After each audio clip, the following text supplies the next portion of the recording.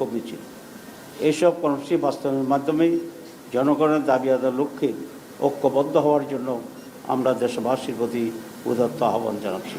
অন্যদিকে প্রায় একই ধরনের দাবি নিয়ে 3টি ইসলামিক দলের সংবাদ সম্মেলনের ঘটনাকে যুগপৎ আন্দোলনের অংশ নয় বলেও দাবি করেন তিনি। কিছু দল পূর্ণ দুই পক্ষে চায়, কিছু দল আপার পক্ষে চায়, কিন্তু পিয়ার চায়। যারা পিয়ার চায় তাদের সকলের সাথে আমরা যোগাযোগ করছি, যদি সরকার স্বাভাবিকভাবে না করে যাতে আমরা আন্দোলনে এই দাবিতে এক হইতে পারি। যারাই এখন ইতিমধ্যেই এই নিয়ে কর্মসূচিতে একমত হয়েছেন, আমরা তাদের মতো করে প্রত্যেকে তার নিজ নিজ জায়গা থেকেই তারা কর্মসূচি করছে। এদিকে রাজধানীর পুরানা পল্টনেও 5 দফা দাবিতে কর্মসূচি দেয় ইসলামী আন্দোলন বাংলাদেশ।